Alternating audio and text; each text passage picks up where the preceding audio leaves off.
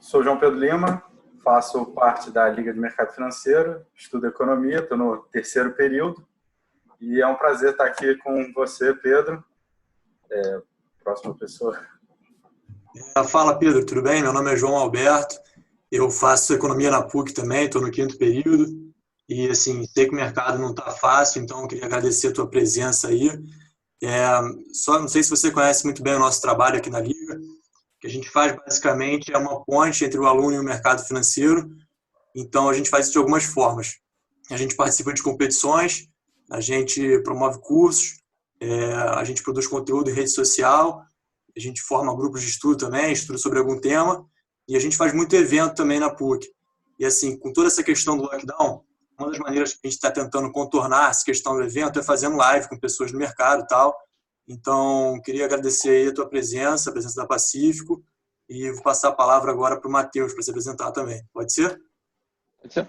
Opa, fala Pedro, tudo bem? Como já foi dito, meu nome é Matheus, eu faço Direito na PUC, também sou membro da Liga de Mercado Financeiro, e eu acho que o João Alberto já deu uma resumida muito boa em como que funciona a Liga, então vamos seguir aí. Então vamos começar. Pedro, vamos começar com uma introduçãozinha. Se apresenta rapidamente qual que foi sua trajetória até aqui e explicar um pouquinho o que é a Pacífico. Bem, primeiro, eu que agradeço a oportunidade de estar aqui, acho que faz parte da nossa obrigação também tentar ajudar na medida do possível quem se interessa pelo mercado e almeja, tem dúvidas ou não tem, então, assim, realmente portas abertas, assim, falo da minha parte, exatamente dos meus sócios também. Da minha trajetória, acho que assim, eu até tenho um prazer especial de conversar com vocês, porque eu também sou ex-aluno da PUC, me formei em engenharia de produção da PUC, fiz também lá um mestrado em matemática aplicada, mas eu tinha feito até um domínio adicional em matemática quando começou essa história de domínio adicional, depois acabei evoluindo para o mestrado. Eu digo que na formação acadêmica, eu também sou um CFA Charter Holder, então fiz as provas, já cumpri a experiência toda, já há algum tempo, né? Já estou um pouco mais velho. E, bem, essa parte mais de estudo. Então, assim, na minha trajetória no mercado financeiro, ela começou com um estágio na Leblon Equity, logo depois da crise de 2008, ali no setembro de 2009. Eu fiquei na Leblon Equity por cerca de 3 anos, por mais de 3 anos. Em dezembro de 2012, eu me juntei à Pacífico e eu sou sócio na Pacífico desde 2016. A Pacífico, em si, uma gestora de recursos, foi fundada em 2011 por executivos egressos da gestora de recursos da Opportunity e também executivos da Arx, né, que é uma gestora independente muito sucesso e já longeva. E, assim, todos os fundadores têm décadas de experiência no mercado financeiro gerindo fundos de ações do multimercado. Aí, sobre o nosso funcionamento em si, a gente é uma sociedade de fato. O jargão é true partnership. Então, a gente tem regras muito meritocráticas para incentivar e atrair o melhor capital humano. Assim, acho que a minha trajetória ilustra um pouco isso, né? Você vê, eu cheguei no final de 2012, 2016 me tornei sócio. À medida que eu tenho buscado fazer um bom trabalho e as pessoas que eu conheci, eu consegui crescer na Pacífico. E, além disso, a gente tenta ser muito bem organizado, ter o melhor planejamento possível para alinhar os interesses entre a gente, assim, sócios, colaboradores e os cotistas. Assim, o meu maior investimento pessoal, de longe, mais da metade, é participação na Pacífico, fundos da Pacífico. Eu acho que ter skin in the game é um exemplo, né, de incentivo, é essencial. A Pacífico hoje gerencia 3,5 bilhões de reais entre fundos de renda fixa, multimercado e ações. Os principais fundos são o Pacífico Macro, de multimercado, o Pacífico Ações FIA, é o nosso long only, e o Pacífico LB, que é um long bias. Não sei se ajuda vocês a explicar um pouco sobre os fundos ou não. Pode explicar sim. Então, assim, o fundo multimercado, como o próprio nome já diz, ele pode investir em diferentes tipos de estratégia, mas principalmente câmbio, então, assim, diferentes moedas, juros, então, assim, aí pode ser juros no Brasil, juros lá fora, e também pode investir em ações Brasil, ações no exterior. Então, assim, é amplo o espectro de oportunidades ali. O Pacífico Ações que eu mencionei, o Long Only, é um fundo que opera basicamente comprado, então vai estar 95%, 100% comprado. Assim, o espectro que ele pode investir são ações de empresas listadas no Brasil. E o Pacífico LB já é um fundo de ações com um pouco mais de flexibilidade, então ele vai variar a exposição de no mínimo 30% a 100%, mínimo 30% porque é um fundo com viés comprado, como o próprio nome diz. Pode também ficar vendido em ações, né, apostar na queda das ações. Tem a possibilidade de investir em ações no exterior, se a gente achar que vale a pena, o limite é de 20% do fundo. E também pode buscar proteções, aí desde vender índice para proteger a carteira, comprar puts, algum outro tipo de derivativo também que faça sentido, que aí protege mais o risco de trajetória de mercado. A gente vai tentar suavizar isso um pouco mais, enquanto o fundo long only vai ser mais um direcional no mercado de ações brasileiro, e aí mais o balanceamento, o mix de composição da carteira que vai ditar a performance. Tá bom. Em termos de filosofia de investimento, qual é a filosofia de investimento da Pacífico, né? O que vocês buscam quando vocês olham para uma companhia, quando vocês olham para um certo investimento, o que faz vocês quererem entrar e investir, né? Tá legal. Acho que essa talvez seja uma explanação que tem que ser um pouquinho longa, porque, assim, primeiro, a maior identificação filosófica certamente é com Value Investing, só que isso não de uma forma muito restritiva.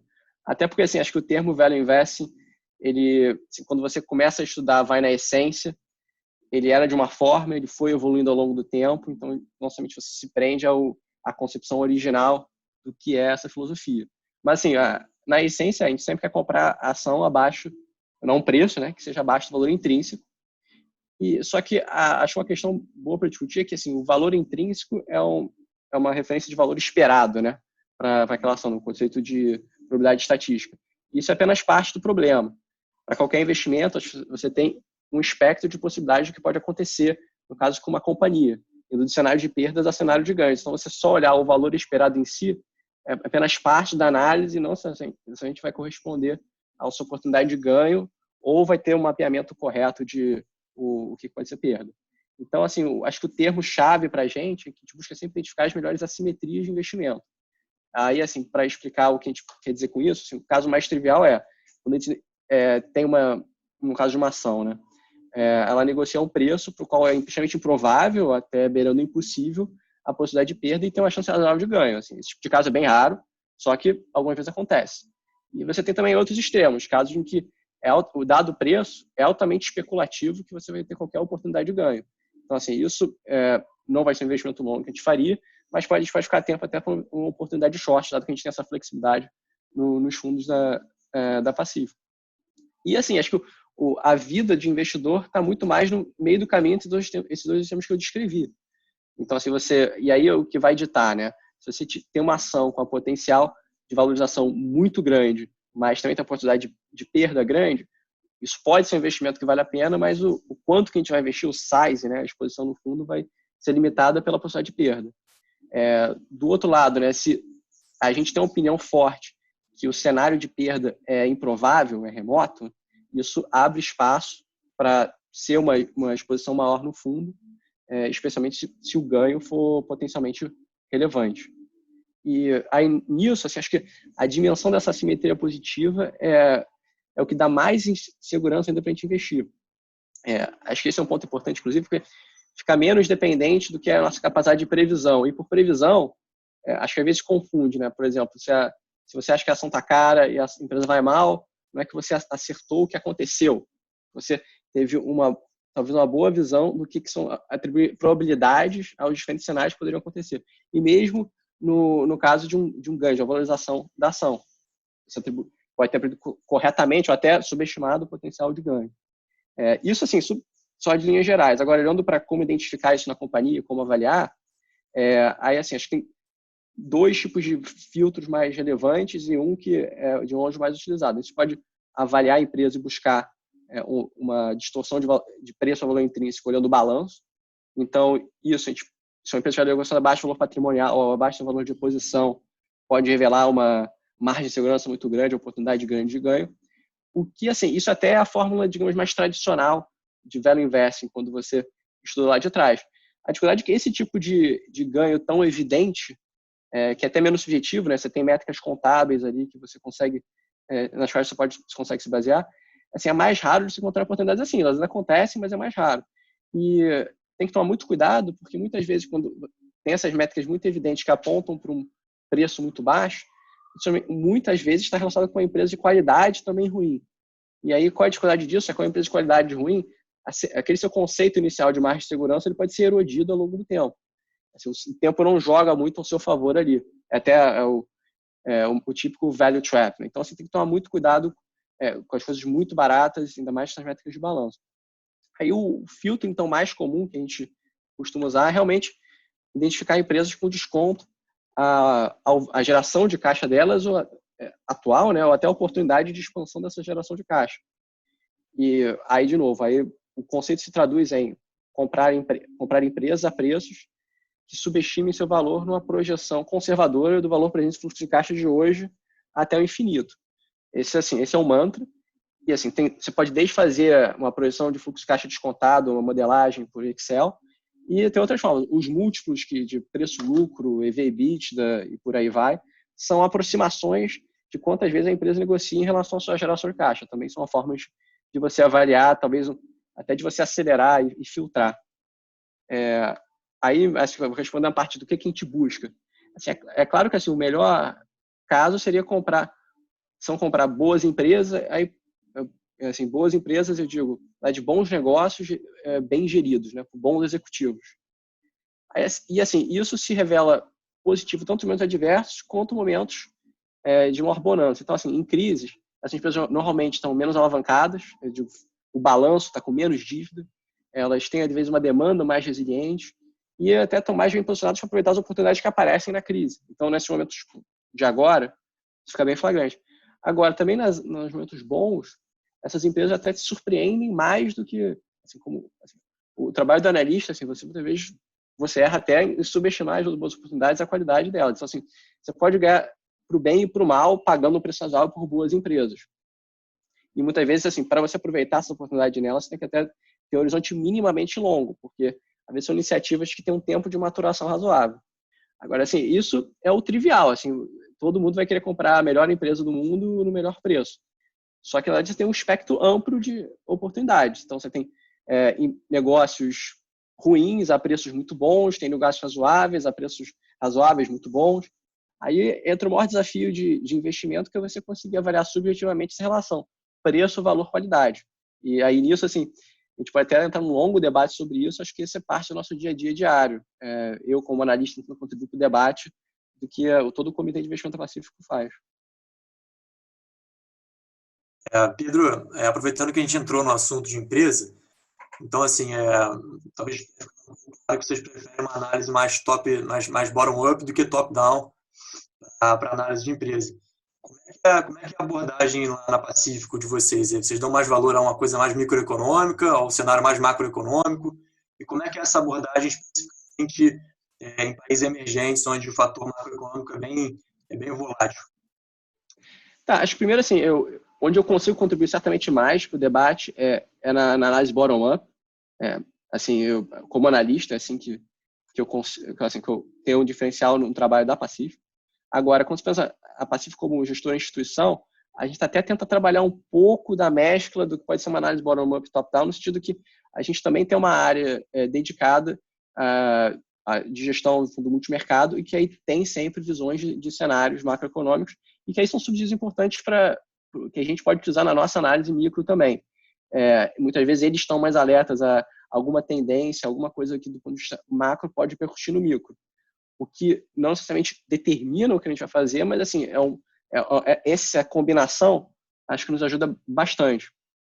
Mas, assim, pensando no ponto de vista de montagem da carteira, o principal é, como eu falei, identificar as melhores assimetrias individuais nas empresas específicas que a gente acompanha.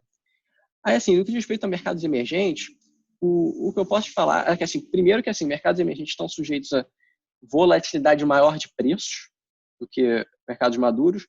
Então, aí tem um pouco da minha opinião pessoal, eu acho que isso naturalmente suscita a um ponto ótimo de investimento que implica em maior giro da carteira. Porque, assim, se uma ação, como vê o movimento de agora na crise, cai 30%, 50%, enquanto lá fora caiu, digamos lá, 10%, 15%, isso naturalmente embaralha mais as cartas e te faz reavaliar melhor as oportunidades e te leva a agir mais. Você nem entra no mérito da questão psicológica que pode levar a movimentos em excesso, assim, maior volatilidade de preços deveria naturalmente levar o investidor a ser mais ativo em mapear as oportunidades. Esse é um lado, até mais bottom-up. O lado, assim, o que importa, acho que como investidor em investimento em ações, é muito o pano de fundo macro que vai permear a trajetória das companhias ao longo do tempo.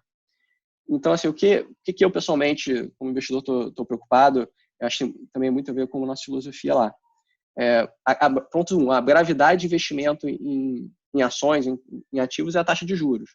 E fatores de influência nessa taxa de juros vão ser o prêmio de risco do país, que vai estar relacionado à responsabilidade fiscal que a gente vai ter, se o Estado é solvente ou não.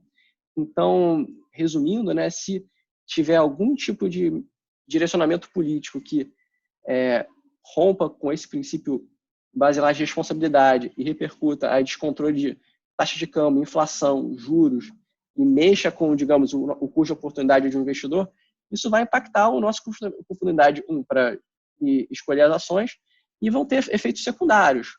Assim, que empresas que sobrevivem com nível de taxa de juros tão elevado, qual é o impacto que isso vai ter na demanda dos mercados que essas empresas atuam. Então, assim, você tem essas repercussões do pano de fundo macro, como vai repercutir do micro, que a gente não pode ignorar. O que não acho que para salutar é você ter reação excessiva a ruídos macro quando, assim, nos menores detalhes. Acho que assim, tem que ter noção que o pano de fundo que está acontecendo, desde a trajetória de país que a gente está inserido. Acho que se fosse resumir, seria isso. Beleza. Pedro, agora, mantendo o assunto na questão de como vocês analisam as empresas, eu acho que um assunto muito válido também com relação a quais números vocês mais olham quando vocês estão olhando para uma empresa e quais ferramentas são mais utilizadas. Embora você já tenha dado uma abordagem bem ampla quando estava se tratando da filosofia de investimentos, eu acho que vale a gente dar uma aprofundada nesse assunto. Tá, não, perfeito. Acho que assim, o natural é ter um filtro inicial por múltiplos, assim, aí preço-lucro, EV/EBITDA, e yield para geração de caixa, né, que é o inverso disso, né, você fazer o fluxo de caixa para a firma em relação ao valor da firma, o fluxo de caixa para o equity em relação ao equity, isso para dar um cheiro. Só que aí, como eu estava falando, a dificuldade é que assim, isso te dá um filtro, até tenta balizar um pouco mais as empresas, mas tem casos de empresas para as quais talvez não faça tanto sentido. Outra métrica comum é TIR do investimento, né, o TIR do fluxo de caixa que a gente projeta. Por que eu estou falando isso? Pensa num negócio que tem que investir muito na frente para ter um benefício de geração de caixa futuro depois de muitos anos. Então, assim, se você olhar a métrica de fluxo de caixa num período muito curto, logo no início dessa fase, não nessa fase de investimento, vai distorcer muito o que vai ser a geração de valor futura. Ou então, assim, se você pode olhar o mesmo preço-lucro, se você não entender bem o que está por trás, se aquele lucro é uma aproximação boa para fluxo de caixa, então isso você pode estar sendo, não pode estar sendo uma interpretação razoável. Por exemplo, onde é que você pode estar errado? Será que a empresa, de novo, pega lucro e fluxo de caixa? Acho que assim, pega as diferenças entre um e outro na definição e vê. Será que a empresa tem que investir muito em capital de giro? Então, se sim, então o lucro não é exatamente, o lucro e o fluxo de caixa não conversam. Tem que investir muito acima de depreciação, que já está no lucro, não está? Como que vai estar variando? No caso de fluxo de caixa para o acionista, né? Vai estar variando muito a dívida bruta, não vai? Tem outros tipos de despesas não caixa que transitam no lucro e, na verdade, não estão penalizando o fluxo de caixa. São coisas que tem que sempre ficar atento. E do outro lado, acho que assim, dependendo da fase que a companhia está, você olhar fluxo de caixa e lucro pode também contar parte da história. Acho que esse ciclo econômico que a gente passou aqui no Brasil ilustra isso muito bem. A gente saiu de uma recessão brutal e tem companhias que sofreram mais nesse processo do que outras. Então, assim, você olhar o fluxo de caixa corrente delas pode parecer e comparar isso a métricas de preço para fluxo de caixa com outras empresas que não sofreram tanto, você pode subestimar a capacidade dela de gerar caixa no futuro. E aí, com isso, assim, duas formas. Ou você tenta chegar a alguma aproximação de o que é a capacidade normalizada de geração de caixa, né, de lucro, earnings power da companhia. Ou aí, voltando àquele também pelo filtro que eu falei, tentar olhar da ótica de balanço, o valor dos ativos que a companhia tem. Isso, assim, isso, no limite, o balanço só serve se você consegue gerar fluxo de caixa em cima dele. Mas enquanto você não está gerando esse fluxo de caixa, pelo menos o valor deles de histórico ou o quanto que custaria para uma empresa nova naquele setor refazer aquele negócio e pensar que essa empresa nova teria que ter algum fluxo de caixa, alguma rentabilidade em cima do investimento que foi feito, já te dá uma ideia, opa, será que uma empresa que negocia com desconto ao que uma nova teria que investir para começar esse negócio não pode ser um bom investimento, porque em algum momento esse mercado pode se normalizar, então ela vai capturar esses retornos normalizados do negócio. Assim, na essência, a gente está sempre pensando em fluxo de caixa, só que o como você vai chegar lá pode fazer mais sentido do que para umas empresas do que para outras, e por isso que é importante você ter, digamos, esse arsenal de como olhar, de óticas, né, de como você olhar a empresa, para não perder de vista alguma oportunidade que possa aparecer. Ficou claro ou precisa de mais? Não, ficou claro. Ficou... Pedro, acho que ficou bem claro, sim. E aproveitando esse assunto que você entrou sobre geração de caixa, de lucro e tudo mais, muito se fala ultimamente que as empresas estão perdendo geração de caixa no curto prazo, mas no longo isso permanece intacto. Você acha que o mercado tem penalizado demais as empresas por conta do lockdown e tudo mais? Você acha que no longo prazo as empresas ainda são vencedoras? E se puder citar algum setor aí que você acha proeminente nisso tudo? Acho que essa é uma boa discussão. Acho que assim, acho que primeiro tem uma concepção talvez um pouco equivocada de value investing que às vezes pode ser até arrogante em como encarar as ações de mercado. Nem sempre quando tem uma queda acentuada do universo de ações, isso pode ser um exagero para todas as ações. Então, assim, tem empresas que realmente, acho que o princípio basilar um ano de lucro faz muito pouca diferença, um ano de geração de caixa faz muito pouca diferença para o valor. Só que você pode ter casos de empresas cujo risco de trajetória entre hoje e o infinito é relevante e que não necessariamente passado esse lockdown, elas vão sair nas mesmas condições. Então, assim, caso mais típico é empresas muito alavancadas e que aí podem passar a queimar a caixa, então assim, ainda mais alavancadas, ou empresas cuja demanda pode demorar muito a retomar os patamares anteriores e, somado a isso, estavam alavancados. Então, assim, o caso muito extremo disso, que a gente pode considerar, talvez seja o setor aéreo. Assim, é normal no setor, é um setor que opera muito alavancado, porque tipicamente as companhias aéreas não compram tanto as aeronaves, elas arrendam, então é uma forma de alavancagem menos explícita no balanço. E assim, com todo o receio que se tem hoje em relação a aglomerações, acho que é razoável supor que você não consegue rapidamente voltar para o nível de demanda que se tinha antes. Então, assim, empresas que estavam... Assim, a gente tinha passado por uma recessão brutal, então assim, havia até um certo otimismo agora que é o momento que o Brasil ia engatar. Empresas estavam se planejando para até expandir a frota, né, a capacidade que elas tinham. E são pegas nesse contrapé, podem ter mais dificuldade de reduzir custos fixos para rapidamente voltar ao que elas eram antes. Nesse aspecto, que não quer dizer que, eventualmente, as ações de Azul, Gol, até Latam, que elas estavam lá fora, não tenham sido penalizadas em excesso na crise, mas você pensar, poxa, a Azul caiu de 60 e poucos reais para, acho que hoje está 15, alguma coisa assim. A Gol teve 40 e está 10. Assim, o mundo dos 60 reais da Azul e 40 reais da Gol já passou. Essa trajetória, que poderia ser extremamente positiva, já era. O que não quer dizer que elas não possam recuperar a empresa e não tenham subestimado o valor hoje. Mas, no espectro de possibilidades, acho que o cenário ultra otimista já está descartado. Então, isso tem que ser considerado no valuation. De novo, pode ser que vale a pena o investimento nelas. Acho que é uma discussão que dá para ter. Só que não dá para ter um risco que quando cai dos 60 para o 15, do 40 para o 10, você fica ancorado no preço antigo.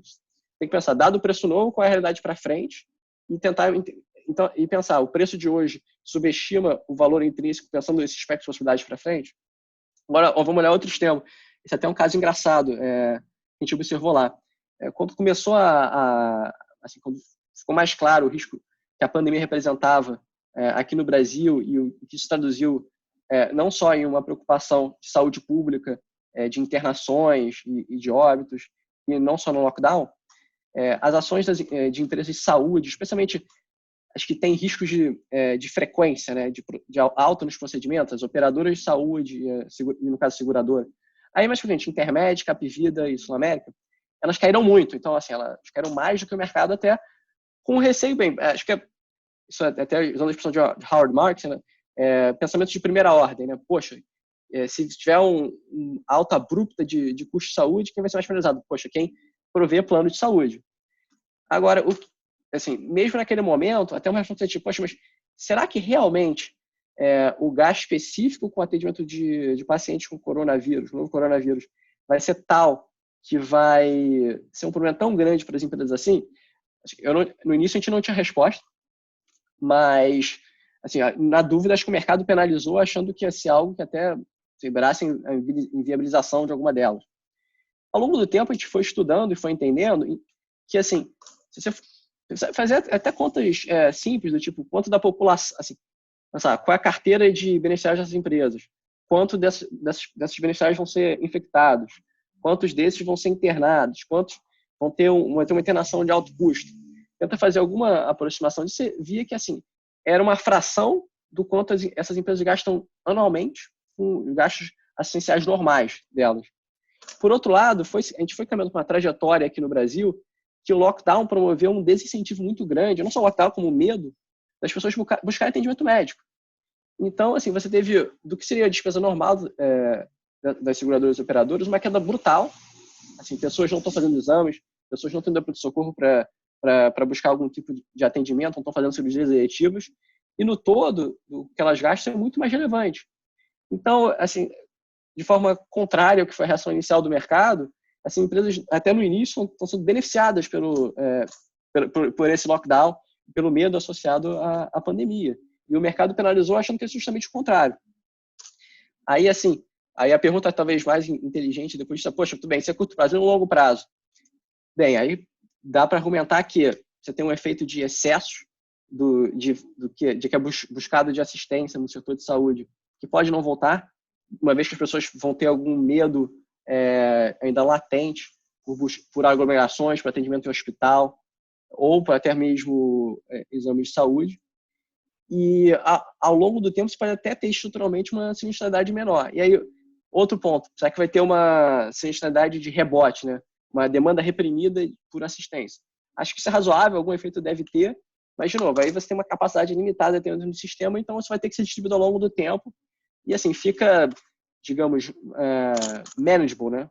Gerenciável pelas companhias. Então, assim, para responder a sua primeira pergunta, assim, esse é o caso, talvez, mais flagrante de uma hipótese equivocada inicial do mercado e que depois, assim, acho que até o resto dos analistas, investidores foram percebendo, tanto que você pega do máximo ponto de pessimismo com essas empresas, as ações já valorizaram bastante. E isso é um exemplo legal porque parte do processo de análise você formula hipóteses e você tem que buscar evidências contra e a favor para reforçar ou descartar as hipóteses. É o método científico aplicado, digamos, ao mercado financeiro. E o desafio é que digamos assim, o reflexo da vida do ser humano você formula a hipótese e você busca qualquer tipo de evidência que comprove aquela sua hipótese. Mas isso é um processo que já é comprovadamente falho. E é difícil, você tem que dar um passo atrás, pensar quais são as evidências, faz sentido, é razoável, não é, para chegar a uma conclusão razoável. Então, acho que tem esses dois, assim, de novo, eu dei exemplos extremos e, assim, tem um meio do caminho muito grande e aí a dificuldade nossa de tomar decisão está nesse meio do caminho, com certeza. Não, entendi. Acho que ficou claro mesmo esses dois exemplos, principalmente o da setor de saúde, que tem no curto prazo uma certa realmente redução de custo. Agora, eu fiquei curioso com uma coisa que você falou um pouco mais cedo sobre o estímulo fiscal no Brasil e com essa deterioração e tal, tudo mais. Você acha certo falar que com tudo mais constante, com taxas de juros de longo prazo maiores, a gente deveria esperar alguns preços mais descontados no mercado acionário? Você acha válido isso? Olha, bem, aí eu vou meter essa segunda parte. Não sei se você queria que eu voltasse um pouco no estímulo fiscal. Tá. Aí, assim, eu vou concordar que uma vez que de novo, a gravidade dos investimentos é a taxa de juros básica da economia. Eu tenho que exigir um prêmio a isso para investir em ativos que não tem um retorno garantido.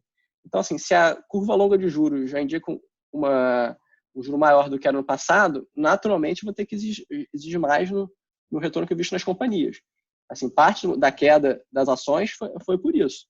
Então, assim, se medidas forem tomadas a aplacar receios com a trajetória de solvência do Estado brasileiro ao longo do tempo, isso vai se traduzir em achatamento da curva. Isso também, indiretamente, vai se refletir também no preço das ações na Bolsa. Acho que assim, isso é realmente uma interação direta do macro no micro, e é algo que também a gente está atento. Eu tenho que aumentar o quanto que eu exijo de retorno numa ação hoje do que eu exigi no passado, porque o meu custo de oportunidade mudou. Também, assim, de novo, a gente está numa outra trajetória e que, assim, aumentou a probabilidade de cenários que a gente, assim, atribuiu uma probabilidade menor antes. Então, poxa, depende, assim, o estímulo fiscal, talvez, aí pegando a sua pergunta, é razoável para dar assistência à população nesse período, dado que é uma situação muito particular. Acho que ninguém vai discordar disso. O quanto que isso cria um incentivo ruim para o Estado brasileiro sair da trajetória que ele vinha de maior prudência e de voltar a ter superávit para ter uma trajetória de dívida sustentável. É uma pergunta em aberto. O quanto que a situação de exceção não pode criar, aguçar o desejo por gastança de quem está no governo. E aí, de novo, a transmissão disso se a trajetória de dívida se torna insustentável, o investidor vai exigir mais para dar dinheiro ao governo. E assim, como no limite o governo é o menor risco do Brasil, isso vai se traduzir no valuation das empresas. Obrigado, cara. Então, talvez esse ponto, só um cenário talvez muito extremo, que você possa argumentar que se o governo ficasse insolvente, algumas boas empresas poderiam até representar um risco melhor, só que acho que é tão específico e também, Entendi. numa situação como essa, é um cenário tão dramático que a gente joga meio pro ar também a teoria, né? Tá. Então, Pedro, aproveitando que a gente entrou agora no assunto das empresas listadas na Bolsa e do incentivo a elas, eu queria saber como que vocês estão enxergando a liquidez no acesso ao crédito por essas empresas que estão listadas. E também gostaria de perguntar se vocês acham que o Banco Central poderia tratar de alguma forma melhor essa liquidez para o mercado, para esse mercado, no caso. Tá, bem, o que a gente notou realmente é que assim, as empresas que puderam captar recursos para ter assim, o caixa como seguro para essa travessia dos próximos meses fizeram a custos assim, inimagináveis quando você for olhar, se considerar, sei lá, a realidade de 2 meses atrás. Em parte porque assim, o único canal que elas tiveram para acessar essa liquidez foi realmente os bancos. O mercado de capitais, nesse momento, exige retornos estratosféricos mesmo na dívida para captação. E os bancos, assim, aí, num cenário de aumento de demanda de crédito e liquidez, embora bem expressiva entre os bancos, mas assim, limitada, o ajuste que isso dá é naturalmente em preço. Então, assim, as grandes, boas empresas em particular captaram e conseguiram. Nem todas foram assim. Assim, como o universo das empresas na Bolsa já tipicamente tem uma seleção natural para as maiores, mais bem estruturadas e melhores empresas do Brasil, salvo casos bem particulares, não dá para ver nenhum grande problema de liquidez super de curto prazo, pelo menos no universo de computador que a gente acompanha. O como vai ser a evolução disso, dependendo da intensidade da recessão econômica, acho que é um ponto para discutir. Aí tem vários casos. Agora, o que acho é bom ponto para ficar atento são as derivadas disso, né? Porque, tudo bem, as grandes empresas conseguem acesso a crédito, mas aí os clientes dessas empresas estão conseguindo, qual é o efeito de renda, qual é o efeito de inadimplência? Acho que essas são as perguntas mais prementes na discussão. Porque, tudo bem, uma empresa que eu cubo, laboratórios, a Fleury, captou a CDI mais 3 recentemente para ter um caixa mais robusto. Agora, por outro lado, você vai olhar, por exemplo, uma Stone que tem uma ampla liquidez, uma adquirente de cartão de crédito. Ela nem precisou captar nada, porque ela tem recebíveis que ela pode antecipar com o banco e tudo mais. Mas aí o portador do cartão que vai passaria na maquininha da Stone, ele vai ter salário, renda para consumir tanto? Aí, 2, a Stone tem alguns parceiros, né? Então, os subadquirentes que processam com ela. Esse impacto esse subadquirente tendo acesso a crédito no momento em que o volume de captura de transações de cartões diminuiu, são tipo de perguntas que a gente se faz. Tá ótimo, deu para entender direitinho. Agora, eu queria fazer uma pergunta mais relacionada ao portfólio, que é justamente em como que vocês tratam o portfólio na área de ações. Se vocês estão usando algumas estratégias mais focadas em diversificação ou focadas em hedge, como que vocês lidam com essa parte do portfólio de vocês? Acho que, assim, via de regra, a gente aumentou a diversificação do portfólio durante essa crise, exatamente. Bem, um fato é que, assim, com a queda tão forte para essas ações, chegou um momento que era difícil não se empolgar com muitas oportunidades para comprar. Então, a forma, assim, você tem 100% do fundo, então você tem que fatiar entre mais empresas. Esse é o lado bem construtivo. O outro lado é que, assim, o próprio desafio que a gente está vivendo é inédito. Pelo menos entre as pessoas vivas, a última pandemia dessa magnitude foi há mais de 100 anos, então, assim, acho que não tem muita experiência para relatar e não tinha um mercado de capitais tão desenvolvido também para a gente pensar em como agir nessas situações. Então, assim, ainda fica difícil mapear exatamente a trajetória de várias empresas e, de novo, embora quase todo o valor da empresa não esteja em 1 ano ou 2, dependendo da empresa, essa trajetória pode ser determinante, sim. Então, você assumir um risco muito específico quando você tem esse grau de incerteza grande, que em alguns casos pode ser muito relevante, gera a você limitar a exposição que você vai ter a alguns tipos de ações. E embora possam ser oportunidades muito boas, como eu falei mais cedo, né? Então, se pela trajetória o potencial de perda é muito grande, isso por si só já vai limitar a posição delas no fundo. Então, acho que por esses 2 fatores, acho que de um lado ter muitas oportunidades, então ter vontade de investir muita coisa ao mesmo tempo, e do outro ter uma incerteza muito grande em relação a algumas empresas, naturalmente acho que os fundos buscaram uma diversificação. Embora, assim, em cenários mais normais, a gente até tente praticar muito, de não somente concentrar muito, mas ser muito exigente com, assim, qual é o nosso custo de oportunidade de investimento. Eu falei muito de custo de oportunidade pela taxa de juros, mas no nosso dia a dia, o nosso custo de oportunidade qual é a ação da carteira que é a melhor oportunidade hoje e qual é a pior oportunidade dentro da nossa carteira de investimentos. E a gente está sempre discutindo entre uma coisa ou outra. E, via de regra, fazendo esse exercício é que a gente consegue realmente concentrar mais nas melhores oportunidades. Então, esse é, digamos, o mais normal. Essa situação de agora que a gente está vivendo, um pouco mais de situação, e levou a um grau de diversificação um pouco maior. Muito bom. Agora, passando mais para uma parte de carreira, né, porque a Liga, a gente sempre está tentando fazer a conexão entre os alunos universitários e o mercado financeiro. Você pode contar mais ou menos como que é o dia a dia do analista, o que você faz, entendeu? Lê muito, lê pouco, basicamente isso. Bem, bom que você falou, assim, leitura é infinita, para falar a verdade. Então, assim, muita leitura de jornais, artigos, relatórios sobre temas específicos, aí demonstrações financeiras das empresas e as notas explicativas, e muitos livros também. Acho que, assim, nisso tem 2 aspectos que são essenciais de leitura. Eu vou falar mais de dia, mas acho que esse ponto é bem importante. Tem o lado de busca de informação, você tem que estar muito bem informado para tomar a melhor decisão, e tem o segundo lado, que é a leitura como instrumento de disciplina mental, pelo menos para mim. Assim, lendo assim, estimula a reflexão, e aí com isso você fica mais atento a riscos e oportunidades. Eu vou até dar um exemplo meu, assim, eu me sinto um sortudo por isso. Eu estava lendo esse ano um livro sobre a trajetória, sobre a história da Delta Airlines, né? Eu cubro também setor de aviação lá na Pacífico. E naquele momento a gente tinha investimento em Azul. Bem, ali, assim, óbvio que eu já sabia da trajetória de várias sucessivas crises no setor aéreo.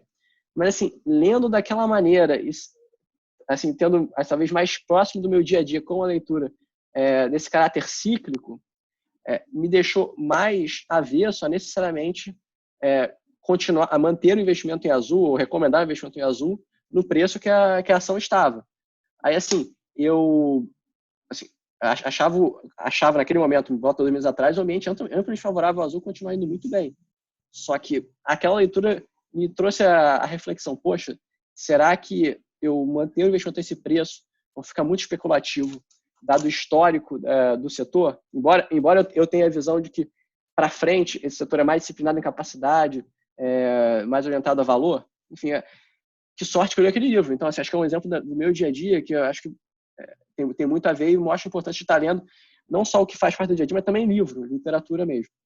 Bem, voltando para o meu dia a dia de novo, outra parte grande do meu tempo é dedicado à construção dos modelos de fluxo de caixa descontado, DCF, o que, falando assim, parece muito glamuroso, mas a verdade é que assim, é um trabalho bem artesanal para levantar os dados e fazer a melhor construção de modelo, refletir sobre custos unitários, como achar a melhor informação para conseguir ter a melhor estimativa possível. Mas, assim, também é essencial, porque é outro instrumento de reflexão. Montando o modelo é que você se questiona mais, você entende bem o negócio e o que vai acontecer com ele.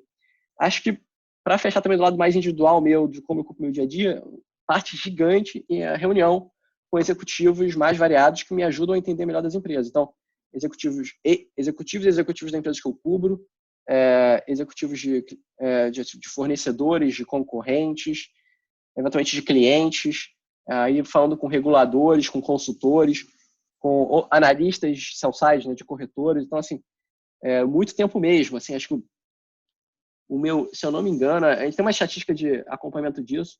Eu faço, em média, umas 150, 200 reuniões por semestre, para vocês terem uma ideia.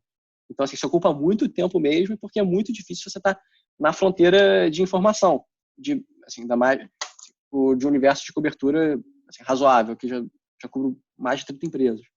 Então, assim, esse é o meu lado individual, né? O lado coletivo, assim, aí tem muito a ver com o que eu vou falar, tem muito a ver com o nosso estilo de gestão na Pacífico. Então, a gente tem um modelo de decisão que é pautado por uma decisão de comitê, assim, que os analistas interagem com os gestores constantemente para debater a carteira de investimentos para a gente chegar numa decisão mais embasada. Então, a gente está sempre discutindo as teses, tentando identificar se elas estão bem embasadas, se é uma boa oportunidade, ou se tem furos e a gente deveria, por algum motivo, desinvestir. E aí, como eu falei, parte muito presente nesse debate a discussão de custo-oportunidade. E isso traz uma decisão dolorosa, porque às vezes você é obrigado a investir numa empresa que você julga que tem uma oportunidade muito boa, porque você vislumbra uma oportunidade ainda melhor em outra. Então, o exercício de desapego muitas vezes difícil, coletivo mesmo.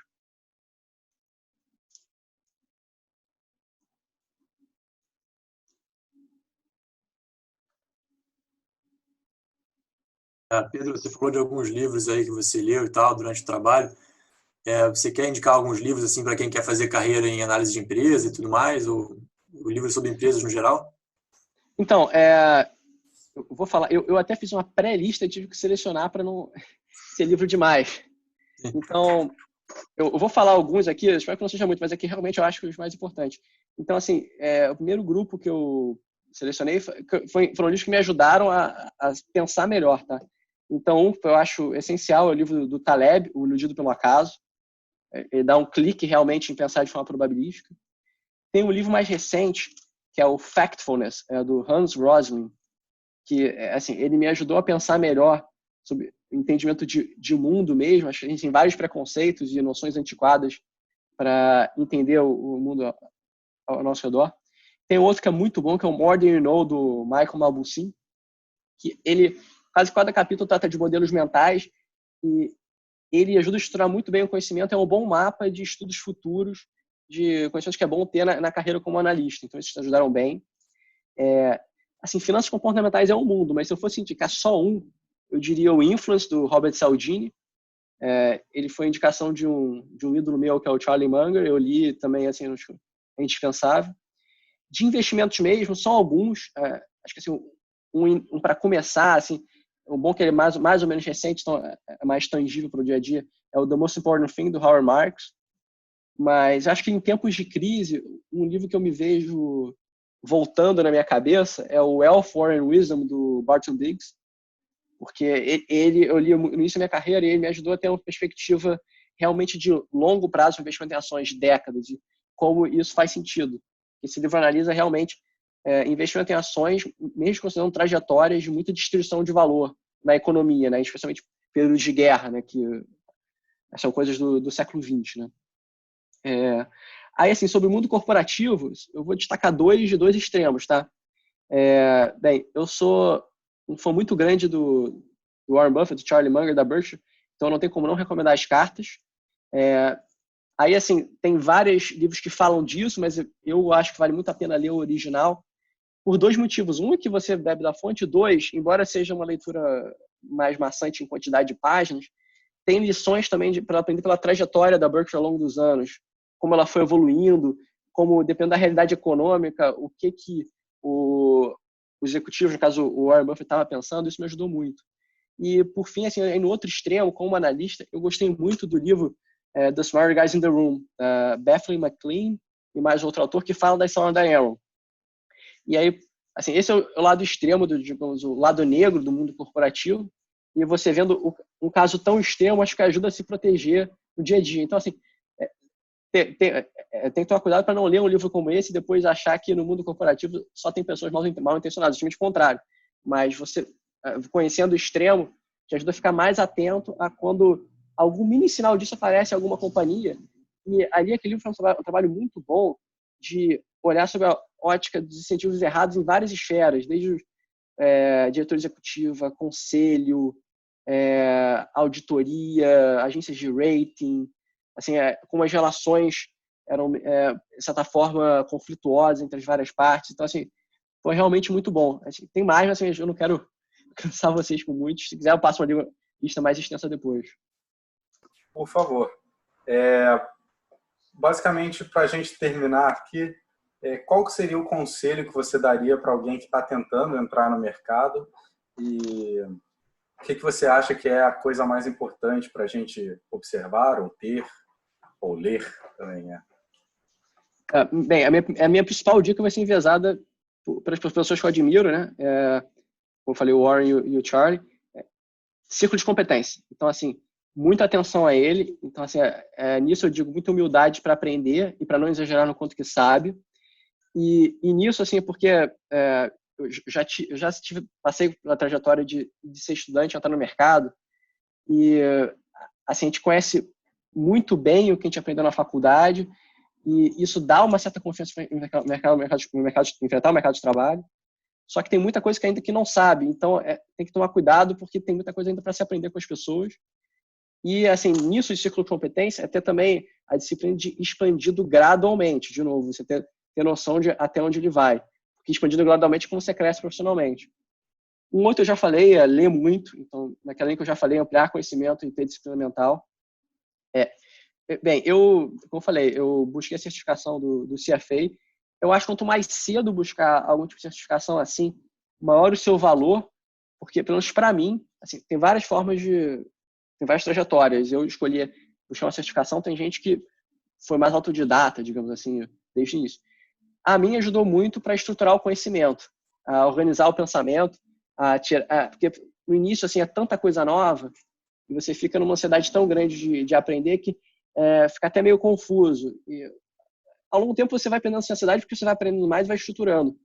Com a leitura, o estudo que a certificação me exigiu, isso aplacou um pouco a minha ansiedade de início, porque eu organizei isso melhor. E aí, tendo isso melhor organizado, aí, assim, os tijolos vão se encaixando e assim, digamos, o edifício do conhecimento, né, fica mais organizado. Uma outra coisa, no início, assim, anote muito das orientações que você receber. É comum quem está entrando no mercado receber até tarefas mais, digamos, entre aspas, burocráticas, mas e com isso, assim, isso é uma forma de você se provar um profissional competente. E nessas tarefas, muitas vezes, elas exigem muitos detalhes e que, assim, você entende o todo, mas se você perde um detalhe, você falha e compromete a imagem que você vai passar para a instituição na qual você está. Então, você anotar para minimizar esse tipo de falhas que ajuda. E aí, já pegando o gancho como analista, né, eu faço anotação, assim, extensa de toda reunião que eu vou, porque, assim, as minhas notas são minha bagagem de conhecimento. Então, isso me ajuda a organizar meu conhecimento, me ajuda a ter uma fonte de consulta depois para estruturar o conhecimento, para consultar. Outra coisa, eu já falei, pensar de forma probabilística. Assim, sair desse viés determinístico, de pensar, assim, acho que é essencial. Como eu falei, deixar de pensar em valor esperado e pensar mais em assimetrias, em espectro de possibilidades, acho que é uma lição que eu tive. É até engraçado, eu fiz engenharia, né? Fiz mestrado em matemática, mas acho que o maior clique que eu tive com isso foi lendo o livro do Taleb. E isso foi um clique, foi um insight, né, para a vida. Então, acho que isso vale assim para como tomar melhores decisões na vida, independente se é mercado financeiro ou não. E, cara, para fechar, acho que a palavra que eu devo ter usado muito é disciplina. Disciplina. Tá bom. Muito obrigado, Pedro, por estar aqui com a gente. Foi um papo prazer meu. legal mesmo. Foi um prazer ter você aqui com a gente. E se alguém